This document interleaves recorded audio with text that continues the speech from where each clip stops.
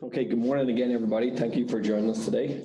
I think we're just about ready to get started here, and we just left it for a couple of minutes for give people an opportunity to join us. But I think we're ready to go. Ahmad, you got your coffee? Yeah. You've got your hand sanitizer? Good. It's ready to go. So yeah, we'll start here today with just a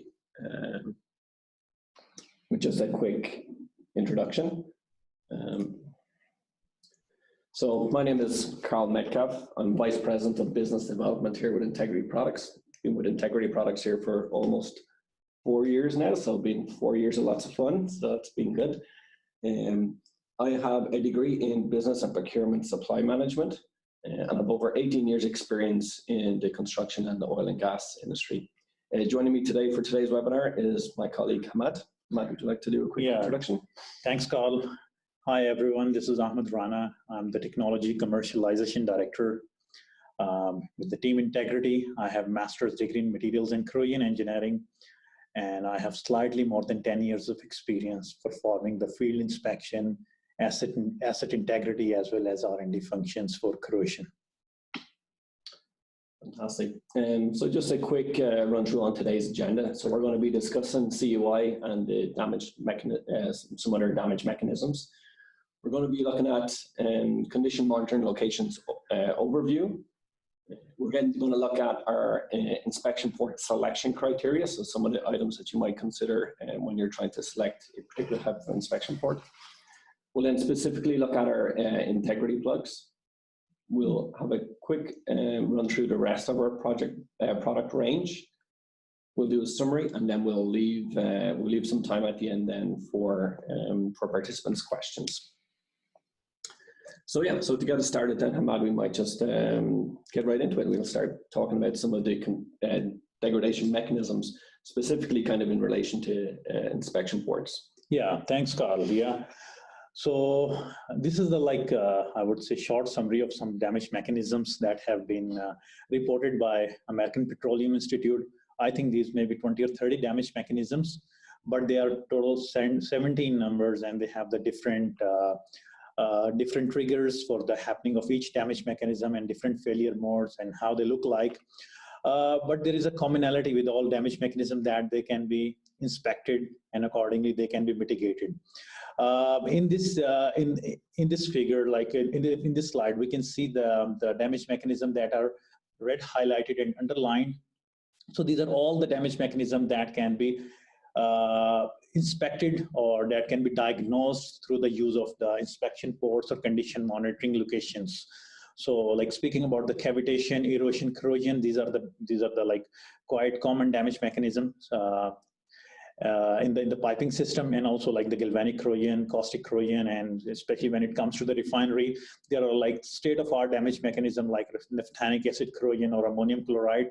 So they all require some sort of non-destructive examination on the external surface of the pipe, and that's why we need any inspection port or condition monitoring locations.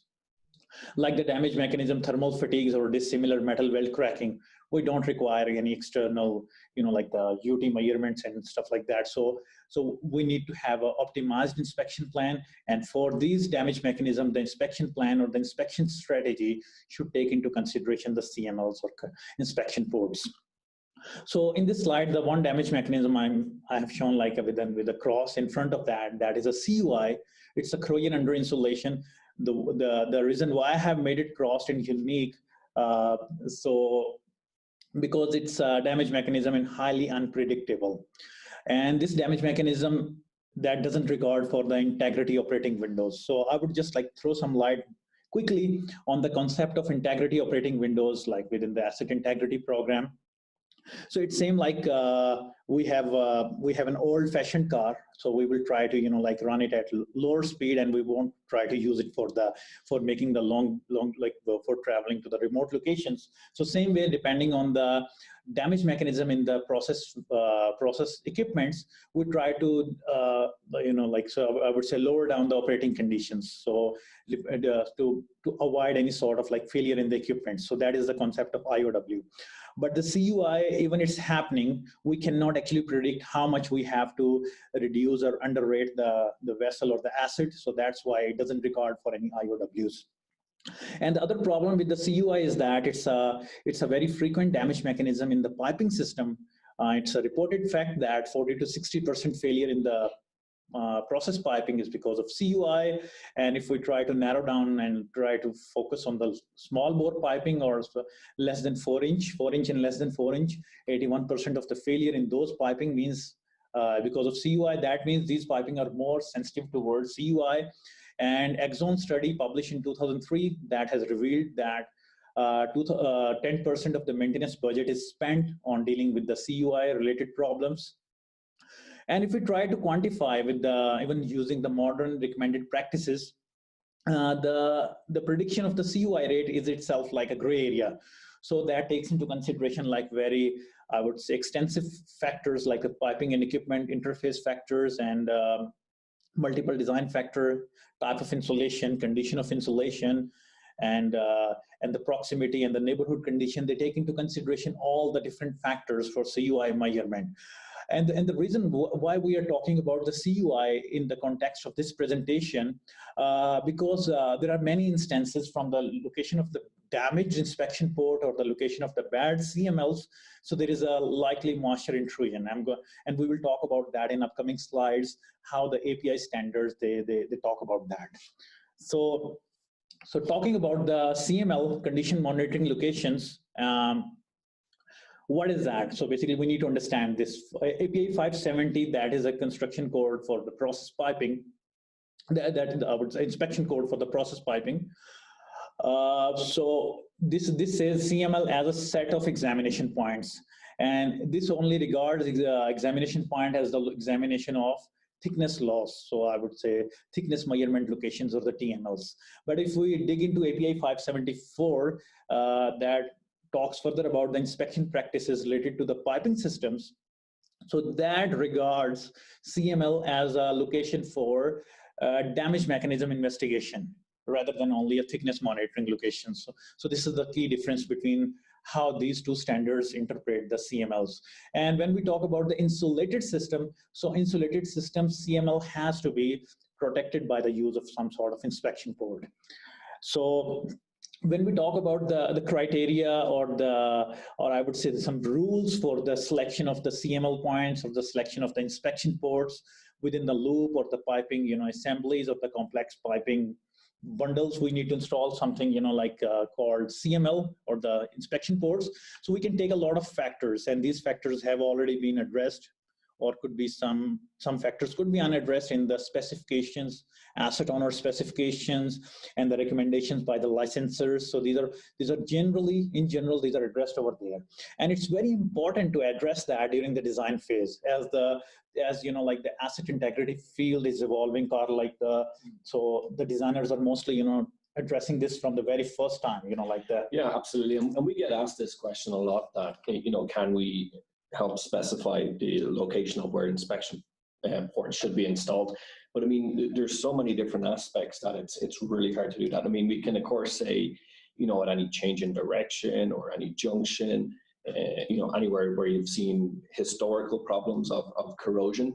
But I mean, it's very specific to the asset owner and the history of their plant and what they've seen. Because again, for the most part, they want to have a certain number as well that are kind of randomly installed, just so you're getting a good random sample of the condition of the pipe at that specific location. Exactly. And also, it's also dependent on the corrosion, what type of corrosion. It's a general corrosion or localized corrosion. So these two factors can definitely impact the location as well as the number of inspection ports, and also definitely the budget kept for the asset integrity program.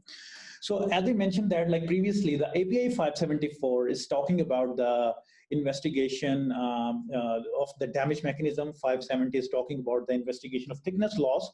But there is another interesting thing about the inspection ports of the CML is that it's a telltale thing for the process, optimization as well. For example, we are using some inhibitors, some, like neutralizing chemicals, and that are quite frequently used in the oil refineries and petrochemicals, where they might be injecting hydrazine or other chemicals to reduce the aggressive nature of the service. So because that can impact the corrosion rate. So we need to we need to have some sort of condition monitoring location, even to quantify or to qualify the effectiveness of the injection programs, the chemical injection programs. So like this is complete, like this is the picture showing like the recommended locations where we need to conduct the radiography or the ultrasonic thickness, considering the location of the chemical injection. And also, like, some interesting thing is like with inhibitors is that like there have been in market like inhibitors called filming inhibitors. So filming inhibitors, what they do, they build a protective or passive layer on the inner surface of the pipe. So whenever they are injecting the inhibitors, so accordingly the corrosion rate on the pipe could be minimized, and accordingly that reduced corrosion rate has to be monitored from the external surface of the pipe via CMLs. So that's why it's very important for the process optimization.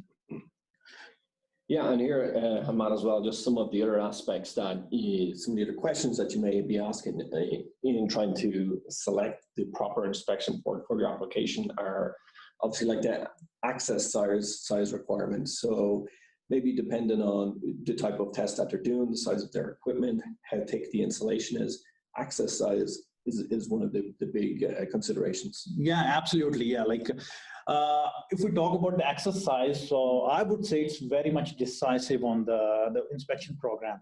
We might come across a situation where we have an inspection port, where we have a CML properly defined, but the size is too small that it cannot give you a quality data.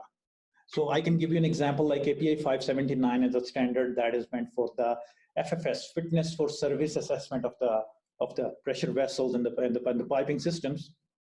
So what is the challenge being addressed for the CML point of view is a factor called coefficient of variance. So for example, if we are taking the ultrasonic thickness at a pipe and it's too small, we can get only one reading. So one reading could be underrated or exaggerated. It could be anything. For sure, and you want to use that inspection point as to be able to represent the rest of the line. So if you're just testing at one specific point, it's hard to say that data is representative of the rest of the line. Exactly. So that's kind of why we see that there's certainly been a change in recent years towards having much larger inspection ports where you can test over a larger area, get better, more accurate data. Absolutely, absolutely. And that's why they recommend that to keep it less than 10%, has as many data points to keep the coefficient of variance. And also, yeah. Sorry, Ahmad. It's okay. Oh, no problem. But yeah, just to kind of continue to talk through some of these questions that you might be asking yourself. Obviously, the location of where you want to install it. Again, we've seen it to be a big question that we get asked often, because again, depending on how tight the piping systems are, the owner always wants to gain the maximum access. But if you're in a very tight piping situation, you need to be able to balance the right size with the application. Absolutely. Of course, the pipe size, the process temperature, the insulation and cladding type that you're using, how thick it is, if it's traditional cladding, if it's non-metallic cladding, it's definitely a consideration. Availability of the product, so depending on where you are in the world, is the product available? Us ourselves, we do have a kind of a global distribution network at the moment, so we can certainly provide ports anywhere in the world. The obviously cost, especially these days, is a bigger and bigger factor kind of thing. But again, so it's kind of, we see some people will concentrate on the unit cost of the product, but really you have to consider the labor cost for the install and the total cost of ownership. Like, is that port doing the job you want it to do? Is it going to stay sealed? Like in the picture that we had here, Ahmad, if you have an inspection port which is allowing water ingress due to, per performance, lack of sealing, actual water ingress points built into this kind of old style of port, which we display here, you're really defeating the purpose. You're going to find corrosion right where you're looking for it because you're using a per performing inspection port. Yeah, absolutely. And also, like, imagine that it's a medium pressure steam line. Let's say the temperature of the steam is 200 degrees Celsius. How much heat loss we would be expecting in the cold weather of Canada, like that? For sure, yeah. And again, it's not representative of the rest of the line. Like if the port itself is allowing water ingress, then obviously you're going to see bad condition there, but it's not representative of the rest of the line. So again, like as I said, performance and then just ease of use, critically important to the not only the installer but the user, the NDT company who's going to have to use them on a repeat basis. So yeah, so API 581, that is, I would say, the core document for the detailed risk-based inspection, the procedures. So like in this figure, we can see that inspection port, although it looks nice and shiny, but we can clearly see some gap on the sideways. So like in the climate where there is a snow pileup on the surface, and especially in the event when the temperature is increasing, so the snow will melt and the moisture will find its way easy peasy into the system. And this is definitely more of a problem in Canada where we are, where you get lots of snow. But again, like even with this picture, Ahmad, like you see that the metal piece has been cut and crimped. It's probably been silicone behind it and then screwed into place. But what does that look like when the inspector comes along, he removes it, and then he has to try and install it and form a watertight seal again? So usually we see this kind of traditional type of crimped metal piece get beat up pretty quickly and allow water ingress almost immediately after the first kind of test. So this is actually a good photo. This is probably one of the better ones you're going to see of this kind of metal crimped piece. But again, it's not fulfilling the purpose of the inspection port. Absolutely. And that's why API 581 has emphasized that inspection port system, although it's good for the data acquisition, but we need to promptly replace and reseal of the plugs. And normally, as Karl, you mentioned that they can reseal that with the silicone, but silicone is not like a long-term solution. It can easily, the degradation can happen easily over the time. Yes, the silicone is definitely going to be one of those maintenance pieces that needs to be re-siliconed every 1 or 2 years. Absolutely. So, and again, like you'd have to ask yourself, is the inspector going to re-silicone when he does the test? Absolutely. So I mean, it's critical that those items are done.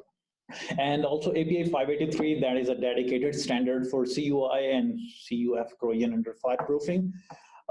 So that document is having a risk matrix for the condition monitoring location ports of the inspection plugs. And apparently that standard is saying that, okay, if some system is having inspection ports, the risk factor could be 0 to 1. So when they say inspection port means it's a good inspection port, we have to understand that. But if the inspection port is allowing the moisture, so the risk could be high. So the score for the good inspection port, that is 0 to 1, it can turn into 5 if the port is bad.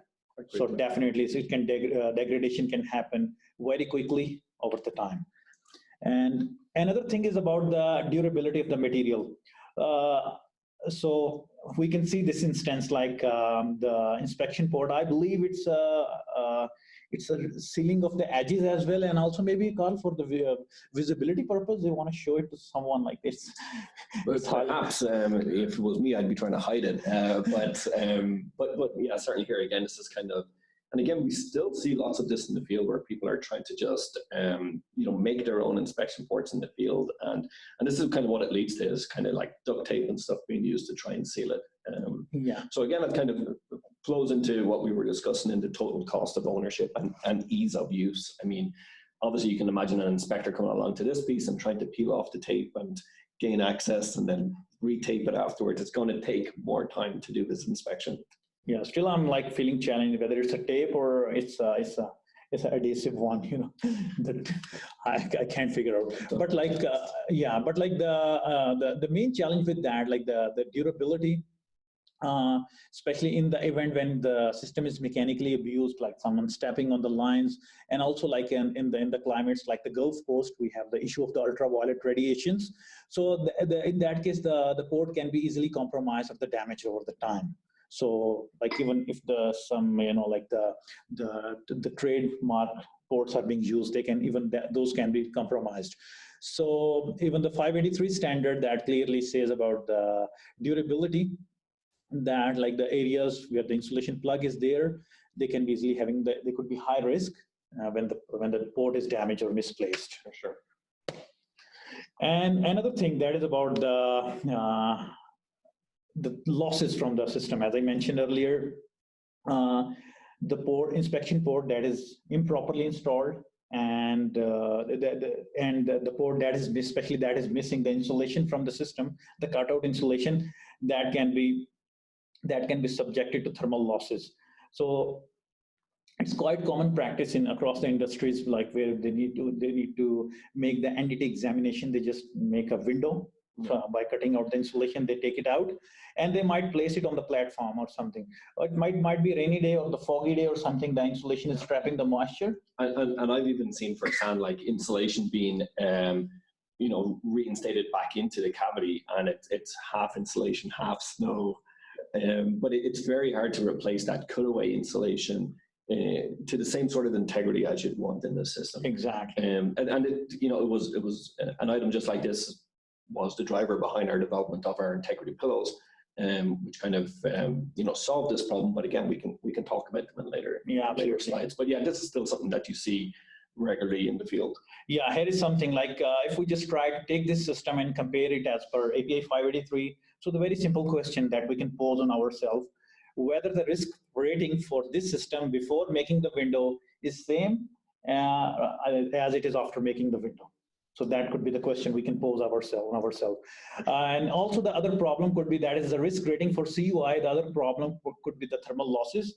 Definitely, if there's a system was running at high temperature, we need more thermal energy and more fuel to maintain the same temperature of the system, and thermal loss is definitely a problem in that case.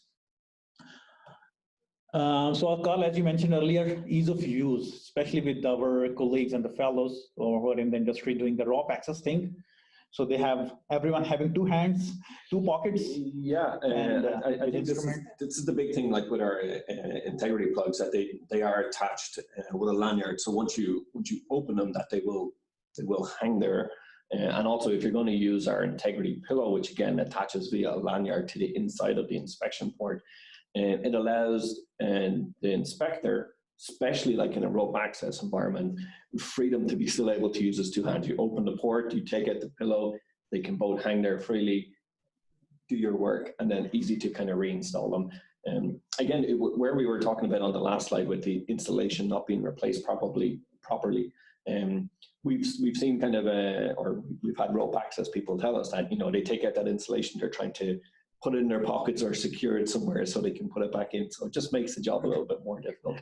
But certainly, having a size to match each application and temperature range. Again, our inspection ports come with a complete package, so you're getting a template for the cutout hole, you're getting all the hardware that you need. They're easy to install. We have a QR code on there, so you can scan the QR code. It brings you straight to an installed video. Mm-hmm. And again, that's service life that we have because we use very high grade quality materials. And we have a service life of 25-year service life, and we've even seen our inspection ports being removed and reused somewhere else. That's how adaptable they are. Absolutely.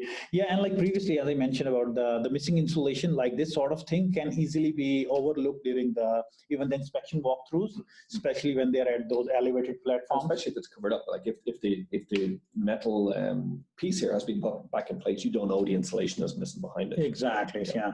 And also like when they're making the punch items list, if it's on the elevated platforms, it can remain undetected. Yeah, for sure. So let's get into talk about our integrity plugs in a little bit more detail. So right from the start, we kind of built the port from a very kind of engineered level. The flexible metal skeleton is one of the key elements of the inspection port. So our port is the only port available on the market that can actually bend and contour to suit the curvature of the cladding which it's being installed into. So in turn, this leaves it that it's much easier to form that watertight seal and to be able to maintain it. So that together with the precision fit between the edge trim and the cover piece, guarantee that you can form a watertight seal. Within the operating temperatures as well of -150 to +450 Fahrenheit, the inspection port will remain as pliable and workable as it would at a normal kind of temperature. The simplicity is something that we like to highlight. They, very easy to install. They install quite quickly, under 3 minutes for sure. Allow you to do quick and easy testing. And as we mentioned, each package comes with a full set of instruction, template, the screws and hardware that you need, and no special tools required for the install. In terms of flexibility, we've seen them used in any number of places, but yeah, they can certainly be used on elbows, small bore piping, corrugated sheeting, tanks vessels. They work with all types of insulation, particularly kind of low profile installations. They work particularly well with. Again, integrity being a huge part of the product itself and carries the company name, maintaining that watertight seal has been one of the key aspects of why our inspection ports have become so popular.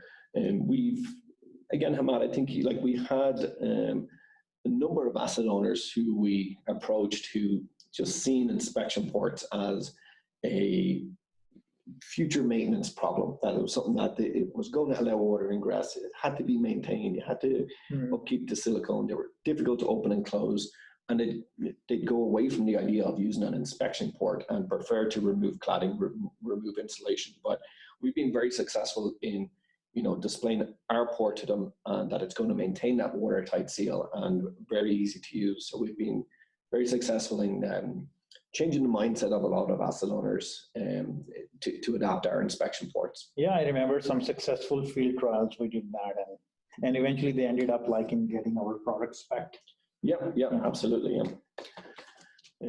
To speak of access, then we've got the largest range of sizes available on the market. So we have right from our small 2.5-inch round inspection port up to our 14 by 4.5-inch oval, which is great for the large bore piping, tanks, vessels, that kind of work. And as I say here, kind of all allow kind of repeat access for ongoing asset integrity management. And visibility, they're a very functional design, highly visible, aesthetically pleasing. We've got some field shots which we'll go through here in a moment, but generally we find that the contractors like using them. They install very nicely. You get a nice clean finish with the install. Safety obviously is something that's very big in our organization and also throughout the industry. So again, one of the key aspects of our inspection port is that there's no sharp edge on the inside. It's completely encased in silicone. So you've got a nice smooth silicone inner edge trim. So it allows you to safely be able to do your inspection. And of course, all this adds to your profitability, saving you time and money.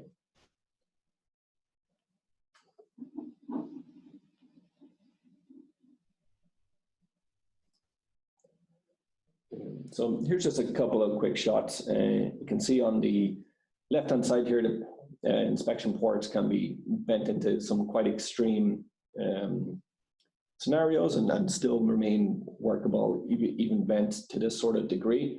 And it's because of the flexible metal skeleton that's embedded in the edge trim. And this silicone then is actually bonded directly to the metal. We use an 18 gauge steel for the metal, and in our manufacturing process, the silicone is actually poured at a very specific rate at a specific temperature, and then allowed to cool along the right time frame so that the silicone actually bonds to the metal. So this helps kind of spread the load of the bend and the curvature. You're not going to get any kinking of the metal or metal fatigue at one particular spot. So these are just some of the product sizes that we have available. So as I mentioned, from our 2.5-inch round right up to our 14 by 4.5-inch oval. So with this kind of number of sizes available, you really can find an inspection port to suit your specific application. As mentioned, each inspection port comes with a full kit. So we have the inspection port itself. There's a cardboard template which you can use just to put onto the pipe and mark out your cut hole. You come with a full list of instructions, and as I mentioned, you have that QR code which you can scan with your phone, brings you directly to an install video. And just this month, our Integrity Plugz now come with the Gerbil duplex 318 LN stainless steel screw. So very, very high quality stainless steel screw.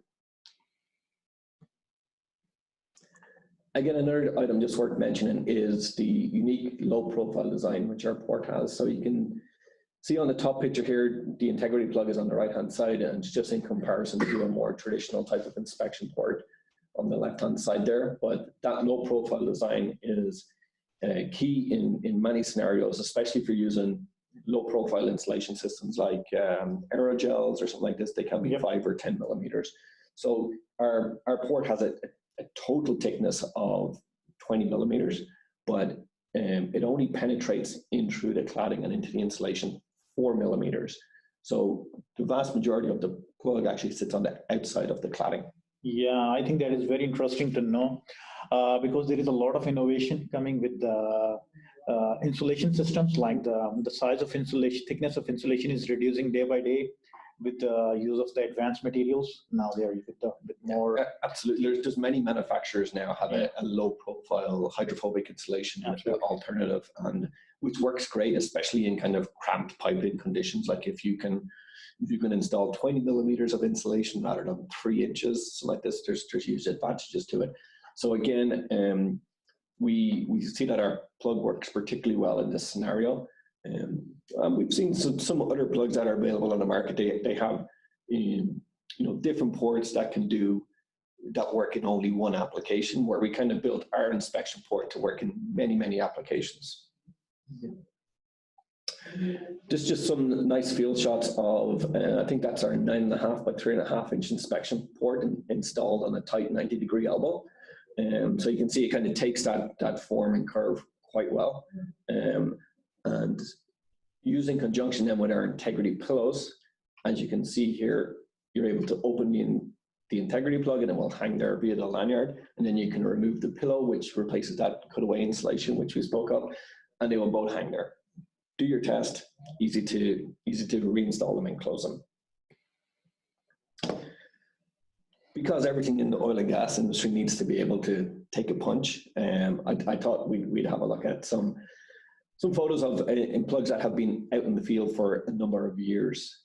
We usually have nice, clean, crisp marketing photos of our inspection ports, but it's nice to see and we see it often when we go to do asset owner visits and Ahmad, and you see them there being installed for maybe 4 or 5 years. Yeah. They've been taken and beaten. It's no problem to them. One of the key aspects of our inspection port, like the center photo here, is that flexible metal skeleton allows the port to be able to bend and manipulate to any sort of mechanical damage that it might receive, while still maintaining the watertight seal. You can still go and use this inspection port if you wish. You might have other problems with the cladding, but the port itself is maintaining that watertight seal. Yeah, just imagine like in the event of snow, thunderstorms, or rains, if the port is being damaged, it could be, it has to be replaced. I think certainly a lot of care needs to be put into the inspection port selection, because many asset owners have told us that it's one of the high-risk water ingress points if it's not correct. And we've also seen, again, some kind of traditional ports that are available in the market that they just don't have a great temperature range. So whether it gets too cold, the cover will shrink. Yeah, it will experience shrinkage and literally fall out, and then you've got an open hole in your insulation system. And I always kind of think of it that asset owners spend millions of dollars on their their insulation and cladding systems, and you know, it's not good enough to put a cheap port in there that's not going to do its job and will potentially lead to lots of problems. Absolutely. We also do our inspection ports in an EPDM variant. So these come in all the same sizes, same package, everything like this.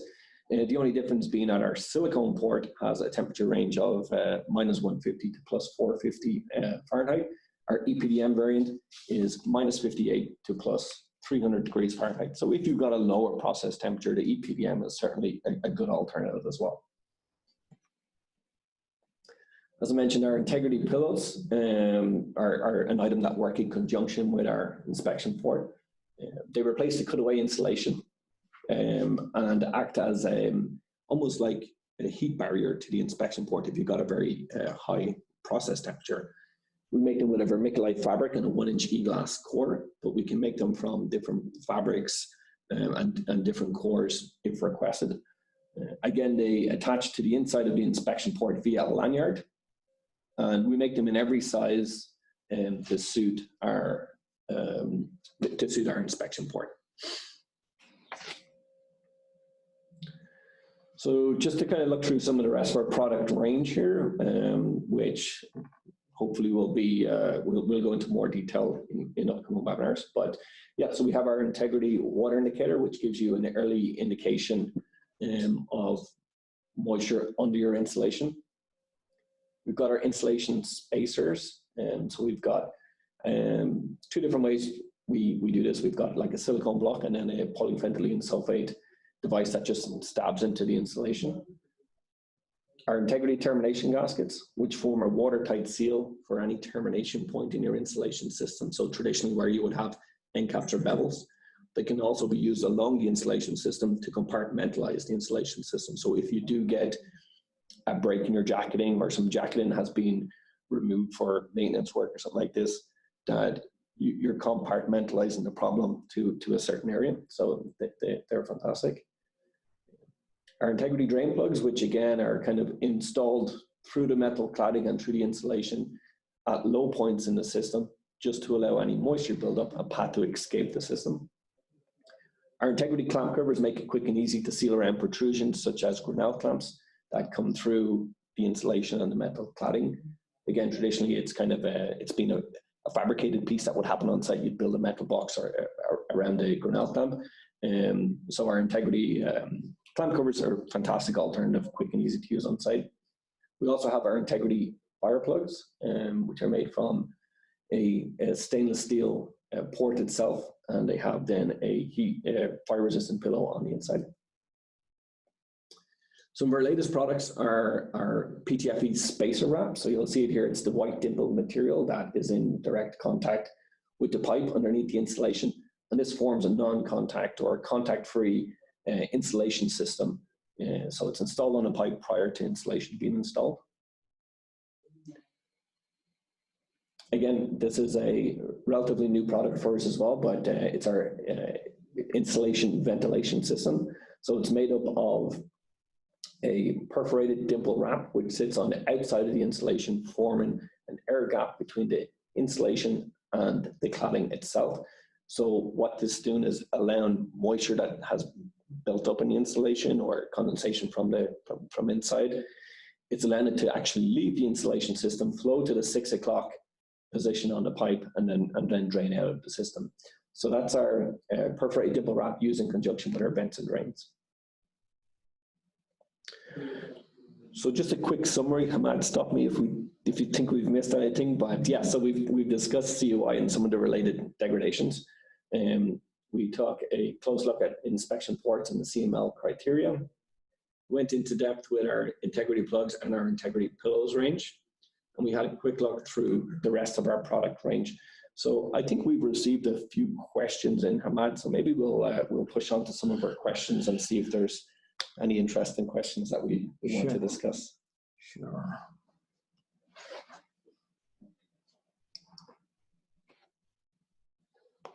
So I see one of our first questions here, Matt, is again just asking what are the temperature ranges of the silicone and EPDM inspection ports again. So our silicone inspection ports work from -150 to +450 Fahrenheit, and that 450 Fahrenheit is a constant contact temperature.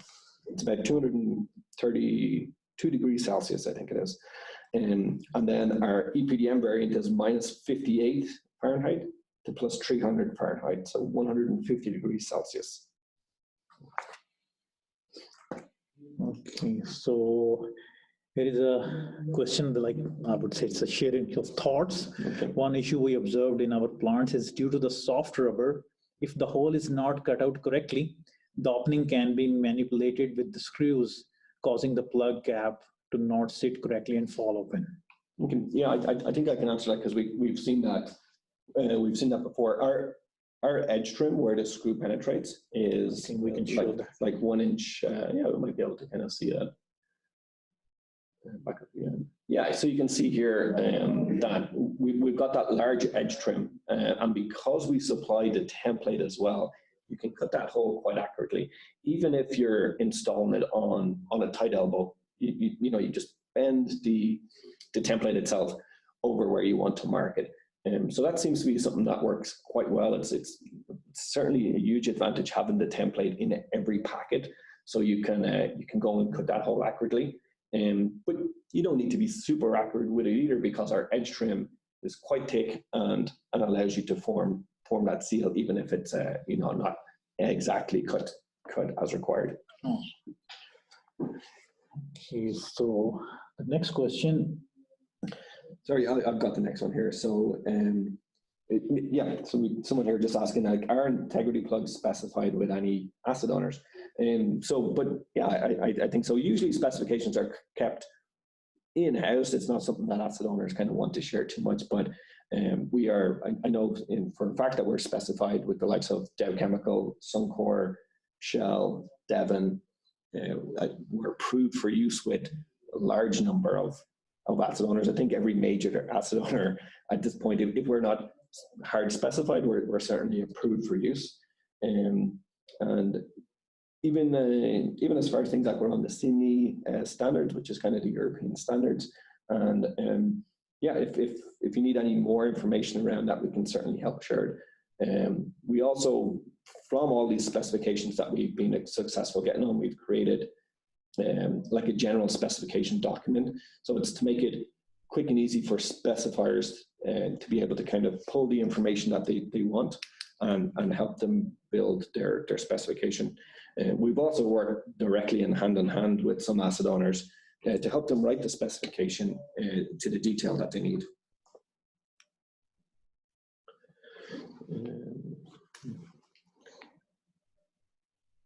So just one other question we have here is, do you have a high temp insulation pad that is resistant to hot oils? To avoid auto ignition. To avoid auto ignition. So I know that with our Integrity Fire Plug, we use in the pillow that we have there's a pit jar in there, and I don't have details of it here right with me, but we can certainly forward you a full data sheet on this product. But yeah, this is designed as a fire plug, so it will seal the port opening as required if you're in a fire or very hot conditions. Yeah, and also it's tested as per like various ULC standards and NFPA standards. That is for National Fire Protection Agency. So yeah, under different conditions. Definitely we can get more details and we can send. Yeah, I think so. We don't have to in front of us. Yeah. One other question I see here is, do we have distribution in the US? So yes, we do. We've got many partners down there, and we deal with Distribution International, who have branches across the states. Also SBI, and they've got again branches across the states. I think almost several in each state. And NDTsupply.com are a full e-commerce site which sell all things NDT, and they're also one of our representatives in the States.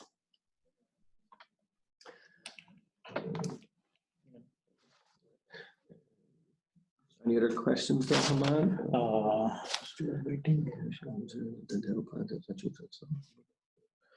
So we answered this one. Perfect. I think there's a few people here who are asking if we can talk in a little bit more detail on some of the other products, which we quickly ran through.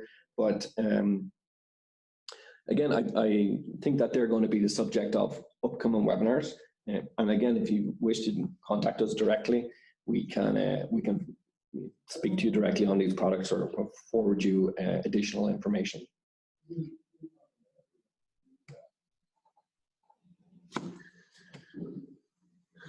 Okay, so I think that's all the questions that we have for today. So one other little bit of housekeeping, we do have a $100 gift card, which we've done a draw just as we were starting our webinar here today. So I'm just being handed the note here, Andres Sultanawan.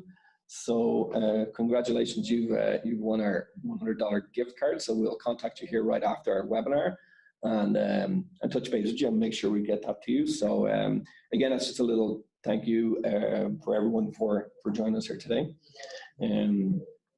So again, I just kind of like to point out that we're quite active on our social media, especially LinkedIn. So please feel free to follow us there.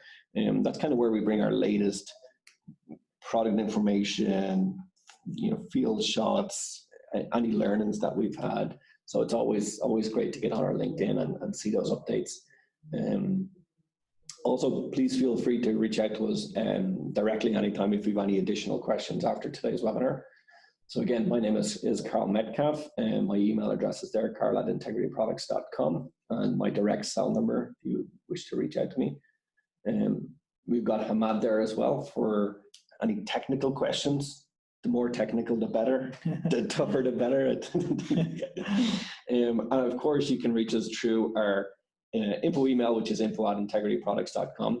And please feel free again to check out our website, and lots of additional information there. We've got lots of product photos, field shots, videos, and we also have a YouTube channel, which we've got again lots of videos. We are very lucky that from a lot of the contractors in the field, we get certainly weekly photos coming from them or install videos and stuff like that. So where appropriate, we try and share them as best we can. But yeah, so again, thank you everyone for joining us today. I hope the presentation was informative and of value to you, and hope to see you on our next webinar. Thank you. Thank you.